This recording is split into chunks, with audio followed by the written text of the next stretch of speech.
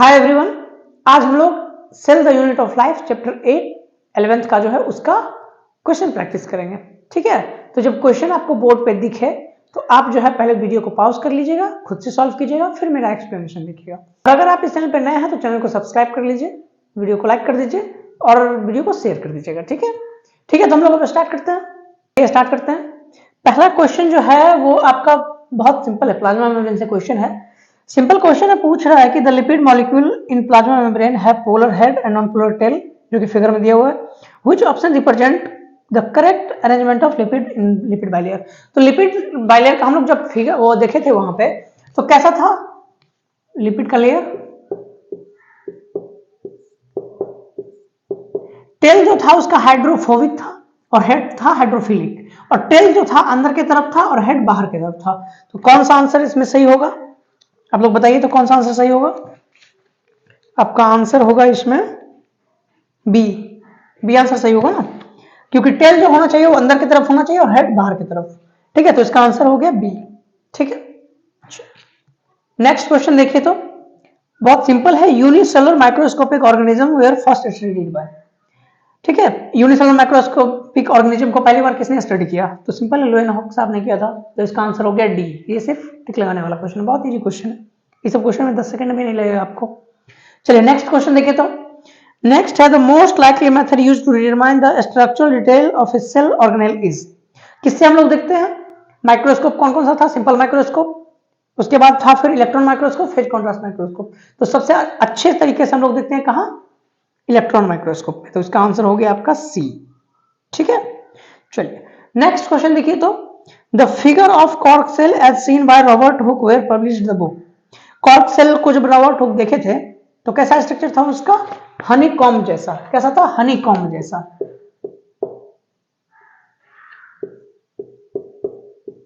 Hexagon structure था, honeycomb के जैसा स्ट्रक्चर। यही हनीकॉम्ब के जैसा स्ट्रक्चर था। ठीक है, कॉर्क सेल को देखे थे, कहां देखे थे? बार्क में, प्लांट के बार्क को देखे, जो कि डेड सेल होता है। तो इसीलिए सिर्फ उनको ये प्लाज्मा मेम्ब्रेन ही, सॉरी सेल वॉल ही दिखा था, सिर्फ सेल वॉल दिखा था। ठीक है, तो इसका आंसर क्या हो जाएगा? कौन सी किताब लिखे थे वो? माइक्रोग्राफिया। आंसर कौन सा हो गया? डी। ठीक है, चलिए नेक्स्ट क्वेश्चन कीजिए, तो cell theory was formulated by कौन? तो Schleiden and Schwann. Simple question है ये, तो ये भी काफी इजी क्वेश्चन था। उसके बाद अगला क्वेश्चन है ओमनीस सेलुला ई सेलुला। इसका मतलब क्या होता है? New cell arises from pre existing cell. नया सेल जो है पुराने सेल के डिवीजन से बनता है। तो ये हाँ, ये भी तो लिखा हुआ है। ये स्टेटमेंट किन के द्वारा दिया गया था? तो 1855 में दिया गया था, रुडोल्फ विर्चो के द्वारा। तो इसका आंसर हो गया बी। ठीक है, उसके बाद नेक्स्ट क्वेश्चन है मैच द कॉलम। क्या है? ए लुएनहॉक, बी रॉबर्ट ब्राउन, सी सिलिडेन, डी स्वान। और इधर लिखा हुआ है उनका काम। चलिए, तो लुएनहॉक क्या किए थे? पहली बार लिविंग सेल को देखे थे और डिस्क्राइब किए थे। तो इसका आंसर हो गया first Schwann describe a living cell. तो ए का फर्स्ट हो जाएगा, ए का फर्स्ट है आपका ए, बी और डी में। उसके बाद नेक्स्ट है रॉबर्ट ब्राउन। तो ये न्यूक्लियस का खोज किए थे, डिस्कवर्ड द न्यूक्लियस, यानी बी का थर्ड दो में है, ए और बी में। ठीक है, तो इसी दोनों में से कोई एक आंसर होगा। चलिए सिलिडेन क्या किए थे? सिलिडेन साहब आपको वो प्लांट के बारे में दिए थे ना, all plant are composed of different kind of cell. तो इसका आंसर हो गया सी का 4 दो में है, ए में, सी में। सी तो एलिमिनेट हो चुका है, तो बचा है ए। तो आपका आंसर हो गया ए। नेक्स्ट क्वेश्चन कीजिए, तो who propose a modification in cell theory. Cell theory को मॉडिफाई किसने किया था? तो सिंपल रुडोल्फ विर्चो ने किए थे 1855 में। नेगली भी किए थे, लेकिन एनसीईआरटी में उनका नाम नहीं है। ठीक है, तो रुडोल्फ विर्चो हो गया इसका आंसर सही। ठीक है, ये क्या किए थे? सिलिडेन और स्वान का जो सेल थ्योरी था वो इनकम्प्लीट था, उसको कंप्लीट कौन किए थे? Rudolf Virchow. ठीक है, सिलिडेन और स्वान बस बोल दिए थे कि जितने भी सेल ऑर्गेनिज्म है अर्थ पे वो सेल के बने हुए हैं, लेकिन उस नया सेल बनता कैसे है वो उसको डिफाइन नहीं कर पाए। तो फिर रुडोल्फ विर्चो आए थे 1855 में, उन्होंने वो इसको मॉडिफाई किया कि ओमनी सेलुला ई सेलुला, वो एक टर्म दिया, इसका मतलब होता है कि new cell arises from pre existing cell. ठीक है, चलिए नेक्स्ट क्वेश्चन क्या है? और dash are exception of cell theory. तो सिंपल है, वायरस, विरवाइड, प्रियॉन्स, ये सब एक्सेप्शन है। तो आपका आंसर है सी, वायरस। ठीक है, इजी क्वेश्चन है ये। नेक्स्ट क्वेश्चन कीजिए, तो what is true about genetic material of prokaryote. Prokaryotic cell में जो जेनेटिक मटेरियल होता है उसके बारे में कौन सा स्टेटमेंट इसमें से सही है? लेक हिस्टोन, तो हिस्टोन होता नहीं है, सही है। Not enveloped bye nuclear membrane, हाँ ये भी नेक्ट होता है तो इसमें होता नहीं है, तो ए बी दोनों करेक्ट हो गया। उसके बाद है composed of a single circular DNA molecule, हाँ ये भी सही है, तो इसका आंसर हो गया डी, ऑल ऑफ दिस। लगभग ये अगर कोई ऑप्शन में आपको ऑल ऑफ दिस दिखता है, लगभग 90% चांस है कि वही होगा, 10% में डेविएशन हो सकता है। चलिए नेक्स्ट क्वेश्चन देखिए तो, dash are self replicating extra chromosomal segment of double stranded circular and naked DNA present in bacterial cell.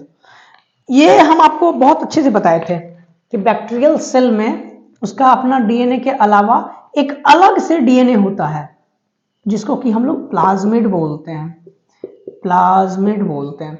इसका यूज जो है बायोटेक्नोलॉजी में काफी किया जाता है, जबकि हम बोले थे पढ़ाएंगे, ठीक है। चलिए, तो प्लाज्मिड में खासियत है कि हमको कोई अगर जीन डालना है तो हम इसमें डाल देते हैं। क्यों डाल देते हैं? क्योंकि इसके पास अपना ओरिजिन होता है, और जब तक ओरिजिन नहीं होगा तब तक तो डीएनए रिप्लिकेट करेगा नहीं, और इसके पास अपना डीएनए होता है तो ये रिप्लिकेशन भी होने लगता है, ठीक है। इसेरेशिया कोलाई में, इसेरेशिया कोलाई का काफी इस्तेमाल किया गया है इसमें, ठीक है, वो बैक्टीरिया है। तो इसका आंसर हो गया आपका कौन सा, इसका आंसर हो गया आपका ए, सॉरी हाँ ए, प्लाज्मिड, ठीक है, इसका आंसर हो गया ए, ठीक है। नेक्स्ट क्वेश्चन करते हैं, prokaryotic cell are generally dash and multiply dash than eukaryotic cell. तो प्रोकैरियोटिक सेल क्या है ऑप्शन में, स्मॉलर, लार्जर और इधर स्लोअर, फास्टर। तो यूकैरियोटिक सेल से प्रोकैरियोटिक सेल छोटे होते हैं और डिवाइड रैपिडली करते हैं, फास्ट करते हैं। तो prokaryotic cell are generally smaller, smaller दो में है, ए और सी में, मल्टीप्लाई फास्टर, तो ये आंसर सी हो गया इसका, ठीक है। ये सब इजी क्वेश्चन है, बहुत इजी क्वेश्चन में आता है, ठीक है।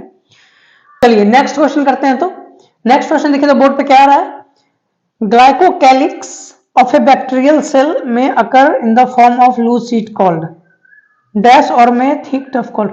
अच्छा, गोन्यूलेक्स सॉरी ग्लाइकोकैलिक्स का जो लेयर होता है बैक्टीरियल सेल पे, वो लूज सीट को और टफ सीट को जो क्या बोलते हैं, तो लूज सीट को सिंपल सिल्म लेयर बोलते हैं, और जो टफ होता है उसको कैप्सूल बोलते हैं, ठीक है। अगर आपको एनसीईआरटी का लाइन याद होगा तो आप ये क्वेश्चन को तुरंत कर लिए होंगे, तो इसका आंसर हो गया बी, ठीक है।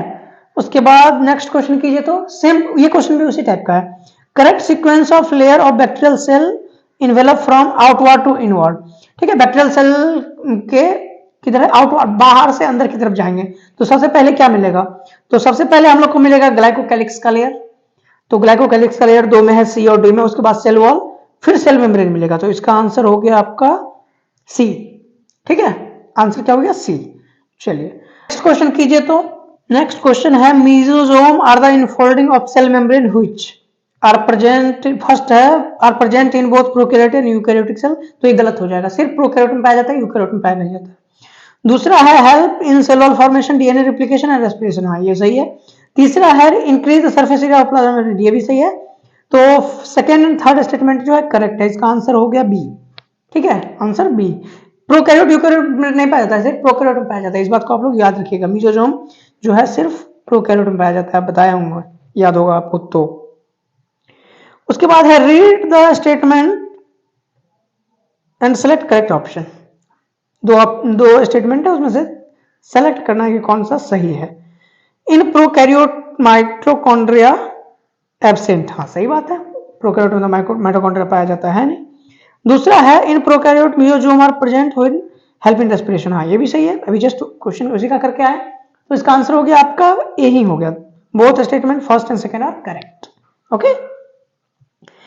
Next question, if you remove the fimbria from the bacterial cell of the following you expect what to be happen, ठीक है, होगा क्या, हम अगर बैक्टीरियल सेल का फिम्ब्रिया हटा दे काट के तो क्या होगा। तो पहला ऑप्शन है bacteria could not longer swim, दूसरा है bacteria could not adhere to the host tissue, तीसरा है transpiration of molecule across membrane would stop, और चौथा है shape of the bacteria will be change. तो पहली बात, स्विम करने में वो हेल्प करता नहीं, वो एडहेरिंग में हेल्प करता है, चिपकने में हेल्प करता है बैक्टीरिया को, ठीक है। जैसे किसी चीज को पकड़ने में, कहीं वो किसी होस्ट पे जाएगा तो उसको चिपकने या पकड़ने के लिए उसको चाहिए, तो उसी का यूज करता है, फिम्ब्रिया का। हटा देंगे तो फिर वो पकड़ नहीं पाएगा, तो इसका आंसर हो गया आपका बी, ठीक है। नेक्स्ट क्वेश्चन देखिए तो ये राइबोसोम से क्वेश्चन है, the type of ribosome found in prokaryote is, ये तो सिंपल है, 70s का होता है, ठीक है। राइबोसोम में, माइटोकॉन्ड्रिया में और क्लोरोप्लास्ट में 70s का होता है, सिर्फ यूकैरियोट में 80s का होता है, ठीक है। Next question, which of these not correct regarding ribosome, ribosome से क्वेश्चन है ये, राइबोसोम के नॉन मेम्ब्रेन बाउंडेड ऑर्गेनेल, तो पूछा नॉट करेक्ट, जो करेक्ट नहीं है उसको टिक करना है। Present in cytoplasm and on are, हाँ ये भी सही है। एब्सेंट इन क्लोरोप्लास्ट माइटोकॉन्ड्रिया, नहीं उसमें पाया जाता है, 70 इसका पाया जाता है, तो आपका आंसर हो गया सी। ठीक है, नेक्स्ट क्वेश्चन देखिए तो, polyribosome are aggregation of ribosome and mRNA, peroxisome, several ribosome, हाँ एक से ज्यादा राइबोसोम जब एमआरएनए पे लग जाते हैं तो उसी को बोलते हैं ना पॉलीराइबोसोम, तो आंसर हो गया आपका सी। ठीक है, चलिए next question is from plant cell and animal cell. Plant cell differ from animal cell is having, plant cell और एनिमल सेल में डिफरेंस किस किस आधार पे है? सेल वॉल, हाँ सेल वॉल प्लांट में होता है, एनिमल में नहीं होता है। प्लास्टिड, ये भी प्लांट में होता है, एनिमल में नहीं होता है। लार्ज सेंटर वैक्यूल, ये भी प्लांट में होता है, एनिमल में नहीं होता है, तो सब हो जाएगा डी। बोले ना जिसमें ऑल ऑफ दिस का ऑप्शन होगा 90% में वही होगा, लेकिन संभाल के मारिएगा, कभी कभी गलत भी हो जाता है। ठीक है, पता हो तभी मारिएगा। चलिए next question from figure of cell, A B C D को लेवल करना है, सिंपल है। तो ए क्या है आपका? ए तो है, ये प्लांट सेल का फिगर है, तो प्लांट सेल में सबसे बाहर सेल वॉल होगा जिसको लेवल किया गया नहीं है। सेकेंड है जो कि ए से लेवल किया गया वो तो प्लाज्मा मेम्ब्रेन हो गया, तो प्लाज्मा मेम्ब्रेन ए और बी में है। उसके बाद बी जो है वो आपका क्लोरोप्लास्ट है और सी माइटोकॉन्ड्रिया है। क्लियर आपको दिख रहा होगा, माइटोकॉन्ड्रिया अगर ऐसा है और ये इनफोल्डिंग दिख रहा है तो माइटोकॉन्ड्रिया हो जाएगा। ठीक है, और ये है और बीच में दिख रहा है तो इसको क्या बोलेंगे? ग्रेना वगैरह दिख रहा है तो क्लोरोप्लास्ट हो जाएगा। ठीक है, तो फिगर को देख लीजिएगा अच्छे से, यहाँ वैसे क्लियर नहीं दिख रहा है। और डी जो हो गया वो आपका हो गया गोल्गी कॉम्प्लेक्स, तो आंसर हो गया ए। ठीक है, क्लोरोप्लास्ट बी में हो गया और सी में हो गया आपका माइटोकॉन्ड्रिया और गोल्गी कॉम्प्लेक्स, तो आंसर हो गया डी, सॉरी ए। ठीक है, चलिए नेक्स्ट क्वेश्चन जो आपका है वो प्लाज्मा मेम्ब्रेन से है। पूछ रहा है कि according to unit membrane structure the thickness of plasma membrane is about. ठीक है, यूनिट मेम्ब्रेन सिस्टम के आधार पे प्लाज्मा का साइज कितना होता है, मोटाई थिकनेस कितना होता है, तो ये 75 एंगस्ट्रॉम, काफी इजी क्वेश्चन है, आंसर हो गया आपका सी। ठीक है, उसके बाद पूछा है नेक्स्ट क्वेश्चन है the best material for the study of structure of cell membrane is. तो सबसे अच्छा हम किस पे सेल का स्ट्रक्चर देख सकते हैं? RBC of human, liver cell, kidney cell, muscle cell, तो आरबीसी पे कर सकते हैं क्योंकि उसमें न्यूक्लियस नहीं पाया जाता है, ब्लैक न्यूक्लियस होता है ना, तो उसमें हम अच्छे से देख पाएंगे, स्टडी उस पर अच्छे से कर पाते हैं, तो इसका आंसर हो गया ए। ठीक है, चलिए नेक्स्ट क्वेश्चन कीजिए तो, Which chemical property is shared by all type of lipid forming plasma membrane? Sugar component, sugar बदल भी सकता है।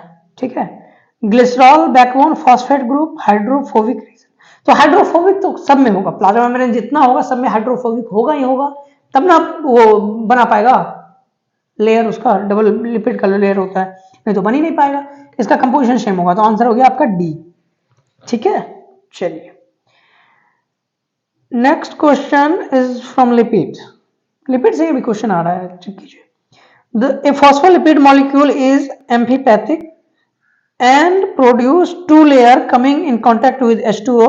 The head of phospholipid molecule is at an angle of 40 degree at the outer surface and on the inner surface embedded in protein. तो जब वहां पे होता है तो कैसा होता है? आपको फिगर अभी जस्ट हम बताए थे, क्वेश्चन आपका इसी तरह का कराए थे, अरेंजमेंट वाला अभी जस्ट करा के आए हैं। तो देखिए ये जो हेड है वो बाहर की तरफ है, किधर की तरफ है? बाहर की तरफ है, तो इसका आंसर क्या हो गया? आंसर हो गया आपका कौन सा, इधर का सवाल, इसका आंसर हो गया B, at the outer surface. ठीक है, चलिए next question is also from lipid. Lipid are arranged within the membrane with polar head toward inner side, गलत है छोड़िए, both head and tail toward outer side, गलत है छोड़िए, head toward outer side, tail toward inner side, हाँ simple सही है, C answer हो गया। डी में क्या लिखा हुआ है? Both head and tail toward, और चलिए ये भी गलत है, तो आपका आंसर हो गया सी।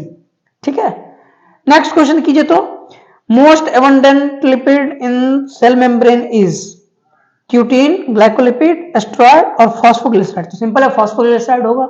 ठीक है, आंसर हो गया D. Next question, which is the best way to separate intact chloroplast from green leaves to angiospermic plant?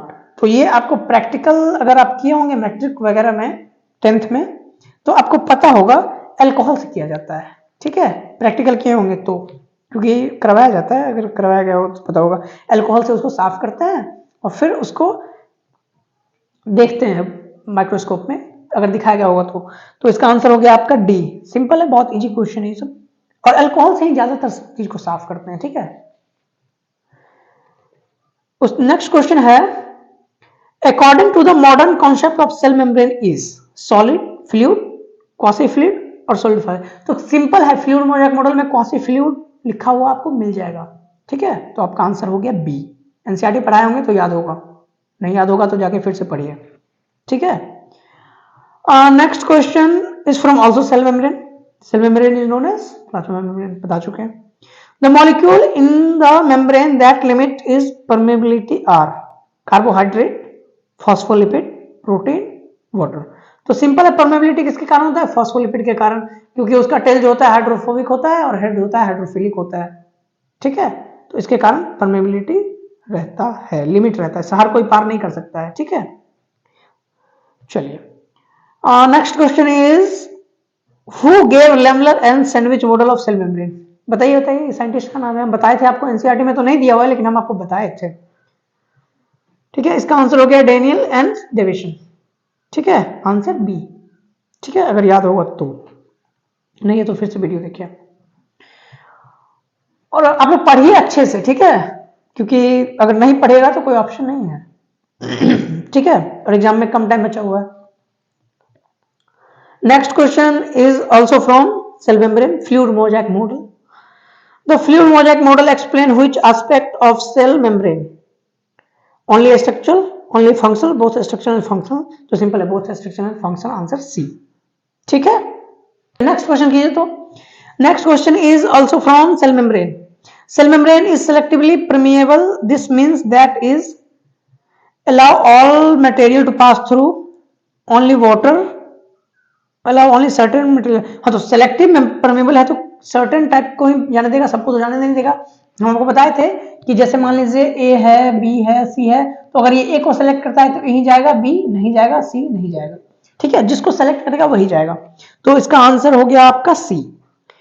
Next question, many molecule can move briefly across the membrane without any requirement of energy and a special membrane protein is called। क्या है? Move briefly across, तो simple है, briefly across है तो passive transport होगा, ठीक है, answer हो गया आपका बी। एनसीईआरटी का लाइन अगर याद होगा तो, नहीं होगा तो फिर क्या कर सकते हैं, और वैसे भी नोट भी पढ़ाए हैं तो वहां भी बताए हैं, तो पढ़ाई कीजिएगा अच्छे से, ठीक है। पढ़ाई अगर किए होंगे तो बहुत इजी से बन जा रहा होगा, कोई मेहनत करना नहीं पड़ रहा होगा इसमें। नेक्स्ट क्वेश्चन कीजिए। तो choose the incorrect statement regarding cell membrane. तो पहला है generally smaller molecule pass easily readily than larger molecule. हाँ, तो जो छोटा है वो तो पास थोड़ा इजी से कर जाएगा, वैसे सेलेक्ट जिसको करेगा वही जाएगा, लेकिन जो छोटा है वो थोड़ा आसानी से चला जाएगा, तो ये भी सही है, पहला तो सही है, तो इनकरेक्ट हुआ नहीं। Water soluble substance pass through less readily than lipid soluble. हाँ, तो वाटर वाला जो है इसको पार नहीं कर पाएगा, क्यों? आसानी से नहीं कर पाएगा, क्योंकि यहाँ जो टेल है हाइड्रोफोबिक है, तो ये इसको पार नहीं करने देगा, और जो लिपिड वाला रहेगा वो तो सट से पार कर जाएगा, ठीक है, बात समझ में आ गई, आसानी से पार कर जाएगा। उसके बाद है, तो ये भी सही हो गया। दूसरा है मेम्ब्रेन आर सेलेक्टिवली परमेबल, तो ये भी सही है, तो इसका आंसर हो गया डी, नन ऑफ दिस। कोई भी स्टेटमेंट इनमें से करेक्ट, सॉरी इनकरेक्ट नहीं है, सारा करेक्ट है। नेक्स्ट क्वेश्चन कीजिए। तो which of the following is energy dependent process? Facilitated, endosmosis, active और एक्सोस्मोसिस। तो एक्टिव ट्रांसपोर्ट में एनर्जी लगता है, ठीक है, पैसिव में नहीं लगता है, सिर्फ एक्टिव में लगता है, ओके। नेक्स्ट क्वेश्चन क्या है, if you remove the cell wall from plant cell and place it into a drop of water, तो क्या हो जाएगा? सेल वॉल को डाल देंगे आप, सेल वॉल निकाल दिए, ठीक है, ये आपका जैसे सेल है, ठीक है, और ये आपका ऊपर में सेल वॉल है, तो सेल वॉल आप निकाल दिए, ठीक है, चलिए, और उसको फिर पानी में डाल दिए, तो क्या हो जाएगा? पानी एंटर करेगा और सेल फट जाएगा, सीधी सी बात है, लीक कर जाएगा, फट जाएगा, जो भी होगा। तो ऑप्शन में भी वैसा ही है कुछ, the cell will begin to grow, cell will sink, cell will burst, nothing will, तो सेल विल ब्रस्ट, ठीक है, फट जाएगा, ठीक है। आप लोग ध्यान लगा के क्वेश्चन बनाइए अच्छे से, ठीक है। और एग्जाम में काफी कम टाइम बचा हुआ है, तो पढ़ाई भी अच्छे से कीजिएगा, ठीक है ना। Next question is from plasmodesmata. Okay, continuity of cytoplasm from cell to cell maintain through cytoplasmic connection of plant cell. देखिए ये एक सेल है और ये एक सेल है, दोनों के बीच का जो कनेक्शन होगा वो किसके थ्रू होता है, इसी को बोलते हैं ना प्लाज्मोडेस्माटा, प्लाज्मोडेस्माटा, ठीक है, प्लाज्मोडेस्माटा। ये सेल टू सेल कनेक्शन रहता है, ठीक है, इसको क्या बोलते हैं, प्लाज्मोडेस्माटा।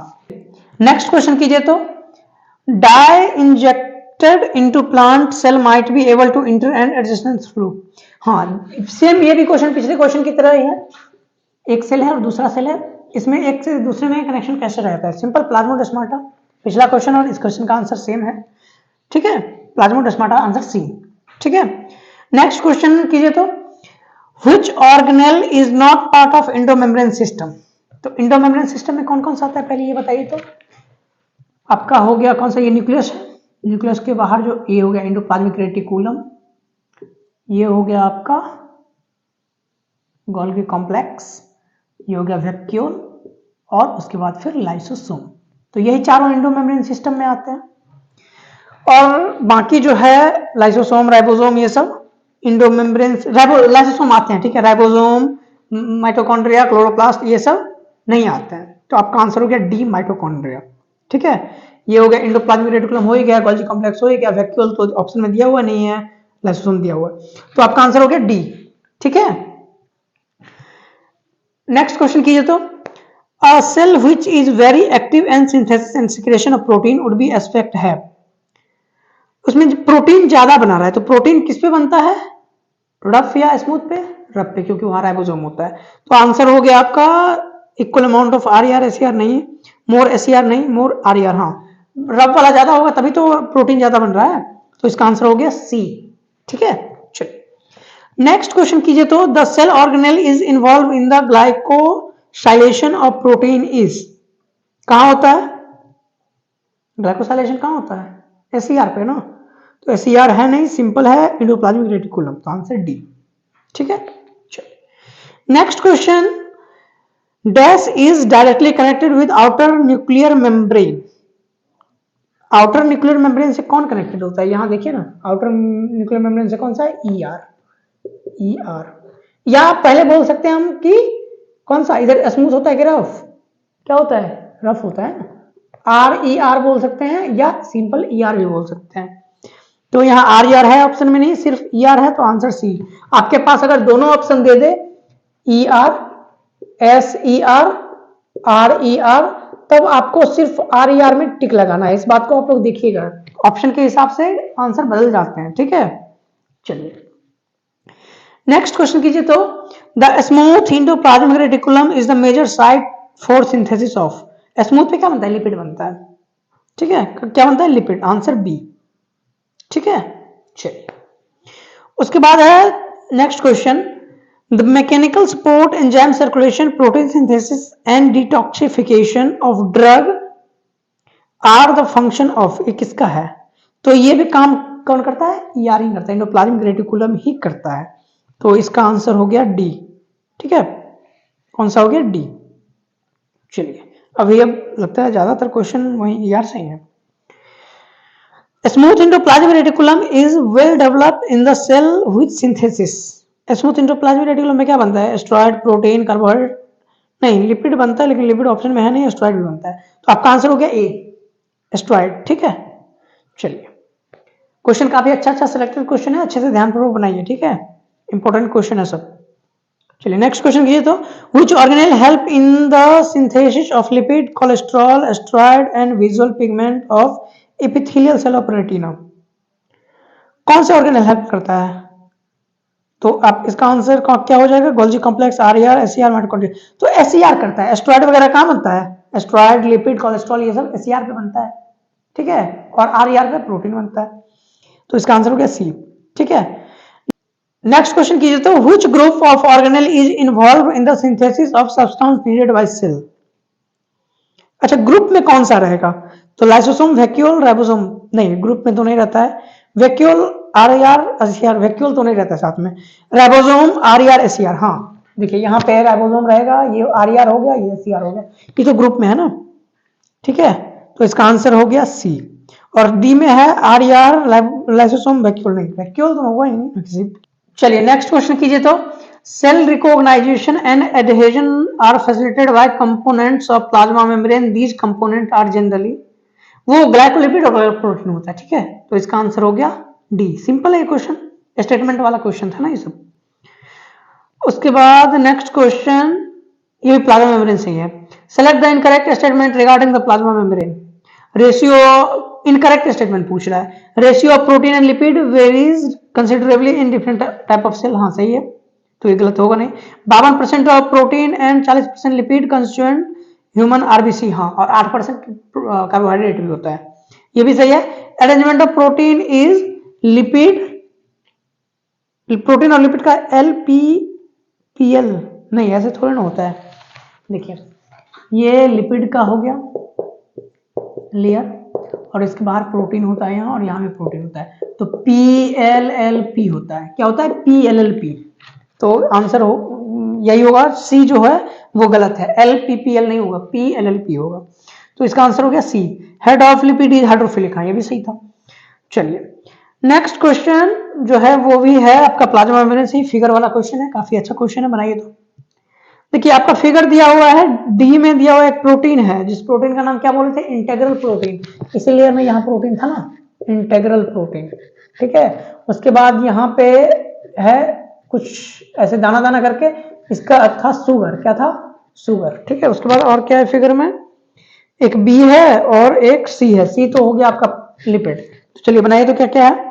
ए आपका क्या दिखा है? शुगर, तो ए का फर्स्ट 3 में है, बी सी डी, ए सी डी तीनों में है, तो बी एलिमिनेट हो गया यहां से। चलिए सेकंड बी में क्या है? बी आपका होगा प्रोटीन, तो बी प्रोटीन किस में है? सेकंड सेकंड सेकंड तीनों में है, मतलब एलिमिनेट कोई नहीं हुआ यहाँ पे। चलिए सी देखिए, तो सी का क्या है? Lipid by layer. Lipid by layer कहाँ है? सी का थर्ड, सी का थर्ड सभी में है। उसके बाद है आपका डी का क्या हो जाएगा? डी आपका क्या है? इंटेग्रल प्रोटीन, तो डी इंटेग्रल प्रोटीन 4 किस किस में है? ए और बी में, तो बी तो एलिमिनेट हो चुका, तो बचा आंसर ए। तो इसका आंसर हो गया आपका ए। फिगर वाला क्वेश्चन था, फिगर सबको अच्छे से देख लीजिएगा तो एक ही बार में बन जाएगा। ठीक है, next question is also from cell membrane. Integral cell membrane protein partially embedded, completely embedded, so lateral but not vertical movement within bilayer of lipid, तो तीनों सही है, पार्शियली भी होता है और कंप्लीटली भी हो सकता है। ठीक है, और जो सरफेस पे होगा उसको बोलते हैं एक्सट्रांजिक प्रोटीन। ठीक है, और इसको इंटेग्रल को इंट्रांजिक प्रोटीन बोलते हैं। तो इसका आंसर क्या? D, all of this. ठीक है, चलिए एक बात याद रखिएगा, use your brain not your heart, because brain can't be broken. Okay, next question is also from cell membrane. Cell membrane is also known as plasma membrane. The latest model of cell membrane is the latest membrane is fluid mosaic model, also in NCERT. Answer B. Okay. The next question कीजिए, तो which of the following represent the feature of lysosome? Lysosome का feature इसमें से कौन है? Lower pH than cytoplasm, हाँ pH कम होता है, सही बात है। Reduced hydrolyzed activity, नहीं बहुत ज्यादा होता है, तो आपका आंसर ए ही हो गया। लास्ट में ऑल ऑफ दीज है, लेकिन यहाँ पे ऑल ऑफ दीज नहीं होगा। ठीक है, तो कहीं कहीं होता है 2% में, तो उसको आप सही से बनाइएगा। डबल मेम्ब्रेन इनहेलर तो गलत है, सिंगल मेम्ब्रेन होता है, तो आंसर हो गया ए। ठीक है, क्या हो गया आंसर? ए। चलिए नेक्स्ट क्वेश्चन कीजिए, तो नेक्स्ट क्वेश्चन बहुत अच्छा क्वेश्चन है। Arrangement of microtubule in flagella and centriole. Flagella और सेंट्रियोल दोनों अगर आपको याद होगा तो ऐसा फिगर था, यहाँ पे डबलेट ट्रिपलेट सब था, सेंटर में फ्लैजेला के यहाँ पे 2 था। ठीक है, फ्लैजेला के सेंटर में कितना था? 2 था। तो ऑप्शन देखिए तो कौन सा है? 9+2 बोले थे ना, तो सेंटर में 2 था। ठीक है, और सेंट्रियोल में तो था ही नहीं, सेंट्रियोल में 9+0 था, तो फ्लैजेला का था 9+2 और फ्लैजेला का था 9+0, बिकॉज सेंटर में वहां कुछ भी नहीं था, वहां सेंटर में 2 था, ये 2 था ना। ठीक है, डबलेट। अब बाकी यहाँ जो 9 था सेंट्रियोल में, वो ट्रिपलेट होता था। कैसा होता था? ट्रिपलेट, और इसमें 9 डबलेट होता था। ठीक है, तो याद रखिएगा, तो इसका आंसर हो गया 9+2 and 9+0 is D, answer D. ठीक है, नेक्स्ट क्वेश्चन कीजिए, तो राइबोसोम से है। Ribosome are synthesized in ribosome simple है, न्यूक्लियस के अंदर न्यूक्लियोलस में बनता है, ठीक है, न्यूक्लियस के अंदर न्यूक्लियोलस में बनता है, क्या बोलते हैं इसको, न्यूक्लियोलस, न्यूक्लियोलस, ठीक है। तो इसका आंसर हो गया आपका ए, सब बहुत इजी क्वेश्चन है, आंसर हो गया ए। चलिए नेक्स्ट क्वेश्चन कीजिए, तो ये है आपका क्रोमोसोम से, बहुत अच्छा क्वेश्चन है। Which of the correct regarding figure, figure है, अच्छा सिंपल है, क्या है, नंबर ऑफ सेंट्रोमेयर, सेंट्रोमेयर एक होता है, सेंट्रोमेयर एक है, और उस पे काइनेटोकोर कितने हैं, 2। ये क्रोमोसोम का फिगर है ऐसे, तो यहाँ पे एक काइनेटोकोर, यहाँ पे एक काइनेटोकोर, इसी को सेंट्रोमेयर बोलते हैं ना। और उसके बाद क्या है, आर्म्स 4, आर्म्स 1 2 3 4, आर्म्स 4, तो आंसर हो गया आपका बी, 1 to 4, ओके। चलिए next question is also from chromosome, okay, the chromosome, which chromosome centromere lies slightly away from middle, the chromosome resulting into shorter arm and longer arm called, देखिए इस पे ये 4 type होते थे, अगर centre में है तो उसको बोलते थे मेटासेंट्रिक, सेंटर से थोड़ा सा एक बड़ा और छोटा है तो उसको सब मेटासेंट्रिक, उससे ऊपर थोड़ा सा बड़ा और है तो उसको बोलते थे एक्रोसेंट्रिक, और जो टर्मिनल पे था उसको बोलते थे टीलोसेंट्रिक, मेटासेंट्रिक, सब मेटासेंट्रिक, एक्रोसेंट्रिक, टीलोसेंट्रिक। तो क्या पूछा है, यहाँ ऑप्शन दिया है slightly away the middle, middle से स्लाइटली अवे, तो सब मेटासेंट्रिक, आंसर हो गया आपका बी, ठीक है, कौन सा आंसर हो गया, बी, ठीक है। ठीक है, तो अब हम लोग पढ़ाई करेंगे फिर से, और अगले क्लास में फिर कोई नया चैप्टर का क्वेश्चन प्रैक्टिस करेंगे। तो ठीक है, आप लोग जो है वीडियो को लाइक कर दीजिए, चैनल को सब्सक्राइब कर दीजिए और वीडियो को शेयर कर दीजिएगा, ठीक है, तब तक के लिए बाय बाय, ठीक है।